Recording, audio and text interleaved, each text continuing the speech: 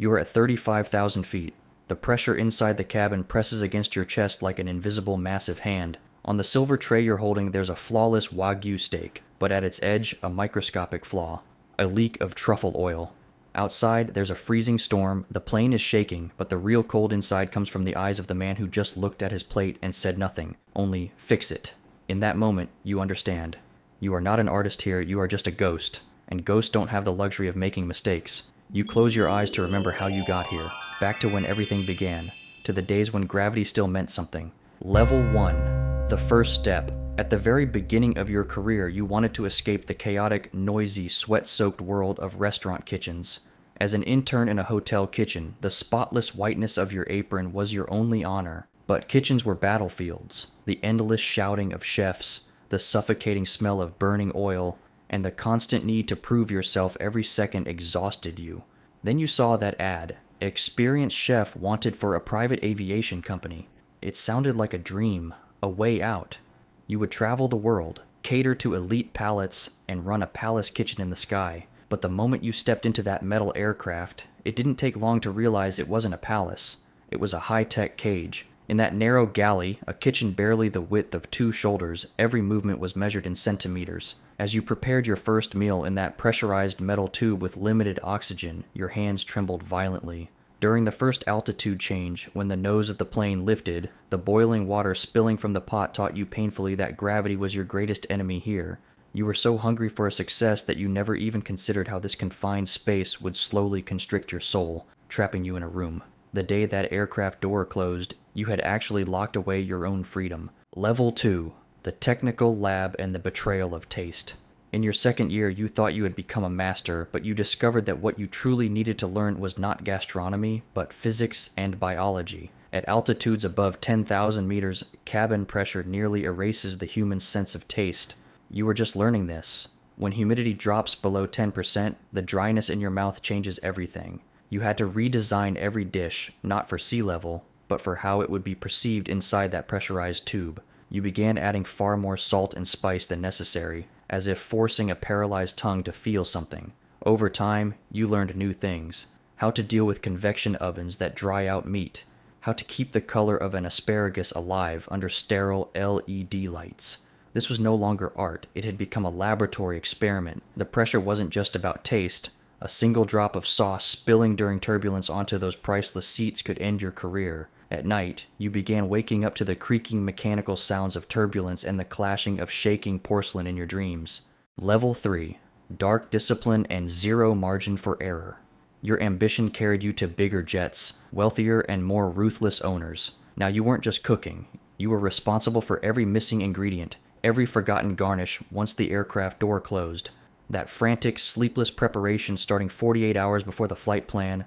You developed habits like going to markets before dawn to find the world's rarest cheeses, or tracking down water from a specific mountain slope and measuring its temperature with a thermometer. One day, 10 minutes before takeoff, you realized the package of truffles, the favorite, had been crushed and lost its aroma. You never forgot the pounding in your chest, the cold sweat running down your temple. Running through the terminal, you had no time to question for whom or for what you were running. You convinced yourself that success lay in a flawless inventory list and backup plans for every possibility. This discipline made you a sought-after professional, but it also engraved a chronic, gnawing anxiety deep into your soul. You could no longer work in a normal kitchen. You had become a machine that only breathes in moments of crisis. Level 4. Sky, diplomacy, and loss of identity. As you approached the peak, you realized you needed to manage not just your master's palates, but also their fragile or arrogant moods. Behind the curtain, in that small kitchen niche, you began listening to whispers in the cabin, the creaking of leather seats.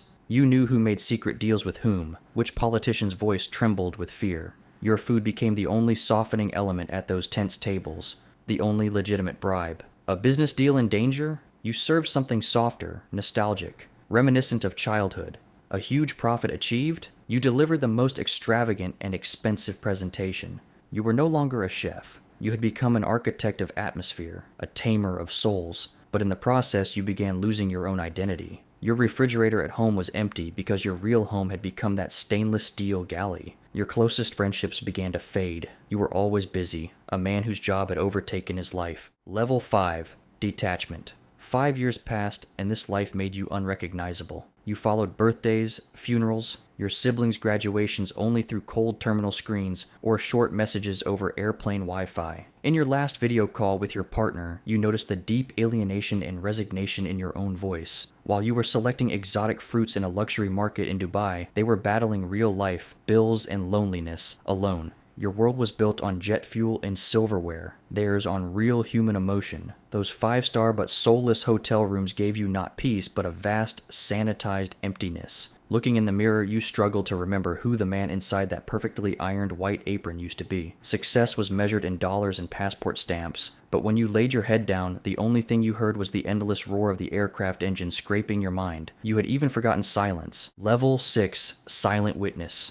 At the peak of your profession, behind those velvet curtains, you weren't just cooking food, you were cooking dark secrets. One day, while details of a world-shaking corruption were being discussed in the back of the plane, you served the finest wines with flawless presentations. You looked into the eyes of a man filled with absolute power and cruelty. In that moment, you realized every plate you prepared was a form of complicity. You had become a narcotist at high altitude, numbing consciences with luxury. You learned not to ask about anything forbidden. You saw nothing, heard nothing. As humanity's most selfish and darkest sides passed before you like a film, you focused only on the consistency of the sauce and the symmetry of the plate. Because if you questioned it, this glittering life would end. Every night, a graying part of your soul asked, "Who am I preparing these plates for?" But the answer was hidden in the massive sums deposited into your account each month. Level 7. Physical collapse and metallic tastes. Years of sleeplessness, constant time zone changes, and cabin pressure began leaving irreversible marks on your body.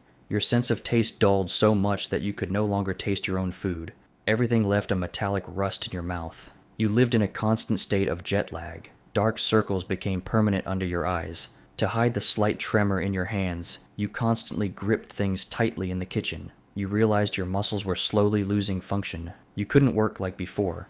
You began treating your own body like a foreign object, an old machine forced to keep serving. The chronic pain in your knees reminded you at every landing and takeoff of the true cost of this life, stealing seconds from your soul. Your health was decaying beneath the luxury cabin and leather seats, but you were still chasing the freshest ingredients in the world. Level 8. Absolute loneliness and fear of heights. After 10 years, you realized that the so-called peak was nothing but a cold, oxygenless void. Everyone around you was temporary. Flight attendants changed every season. Pilots spoke only in technical data, and passengers saw you not as a person but as equipment, like a coffee machine or an oven. You no longer asked anyone, "How are you?" because you didn't have the emotional capacity to care about the answer. You even struggled to remember your mother's voice. You would remain only a fleeting taste memory in others' lives, yet you had no tangible memory of your own. Height no longer meant freedom. It only meant the fear of falling. Level 9. Psychological breakdown. Your soul became irreversibly damaged under immense responsibility. The untouchable people you served turned into high-risk factors. Every plate was a potential end to your career. The smallest hygiene mistake could cost someone's life, or yours.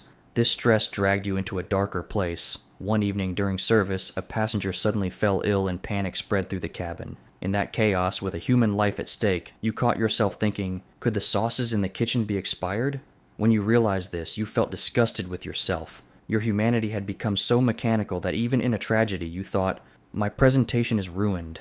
That was the moment you understood. This life had turned you into a monster, and the passionate, dreamy child inside you had long been buried in this metal tube. Level 10. Completion of the cycle and watching the ruins. And now, back to today. At 35,000 feet, you are again in that same narrow kitchen. You serve your final dish to an American city council member, and it's over. The plane descends slowly. You feel the wheels hit the runway in your bones. The cabin door opens, and the artificial air of the airport hits your face like a slap. Walking toward the exit in the VIP terminal, you see a young man about to board. A brand new chef's bag on his back, eyes shining with pure excitement, just like you 15 years ago. He looks around in awe, listening to the engine, eager to enter that glittering world. He thinks he has found the greatest opportunity of his life that he has chosen. You look at him with quiet pain. You want to run to him and shout, "Run away! What's being cooked here isn't food. It's your youth, your love, your humanity." But you say nothing. Your throat tightens. You simply step aside with cold professionalism and let him pass. As he walks eagerly into the same glittering darkness you once entered toward his own end, you stand there with a suitcase you no longer feel the weight of, filled not with memories but with objects, dreaming of a new life in the crowd of the terminal. The game is over. You succeeded, and all that remains is a white apron and a pitch black void. Now it's time to get used to your new life. You call a taxi to go home. Before that, you stop by the Bureau of Consular Affairs on the way. A stamp is placed on the last empty page of your passport. Now that heavy cabin door has closed behind you. The metal tube where you spent 15 years of your life is now standing at the head of the runway, preparing to take off without you. As the roar of the engines fades into the distance, you feel how solid, how real the ground beneath your feet is. Retirement. For you, this word doesn't mean fishing in a seaside town or tending a garden. For you, retirement is a kind of withdrawal syndrome. For years, you lived on adrenaline, crisis, and achieving the impossible at 35,000 feet. And now you stand in your own kitchen in front of the stove. The oven clock ticks steadily. No one asks you for truffle oil. No one insults you because they don't like the angle of the asparagus on their plate. Once you watch the world through a window, from above the clouds, looking down on everything. Now, you are inside that world. You listen to the ordinary troubles of people waiting in the grocery line. As you look at the woman complaining about the price of tomatoes, you realize you still see the porcelain plate in your hand as something worth thousands of dollars. A professional reflex. You're still on edge, as if something might shake, as if a glass might tip over. Nothing is shaking, but the emptiness inside you keeps growing. You look at your hands. The hands that fed the egos of others, that kept their secrets. Now they prepare things only for you, but something feels off. You can't taste it. Your palate, dulled by years of high pressure, betrays you now that you've returned to gravity. Even the freshest food leaves a metallic jet fuel taste in your mouth. You may have come down from the sky, but the sky hasn't left you yet. Maybe this is what retirement is. A battle to rediscover the taste, the smell, and most importantly, the human you lost. You are no longer a shadow. You are no longer someone else's operation. There is only you now. You have plenty of time to make peace with that stranger in the mirror. This is the greatest, most difficult order you've ever faced in your life. Welcome, chef. Down here is crowded, noisy, and chaotic. But this is your home. For the first time, breathe in the smell of a meal cooked just for you. And for the first time, just breathe.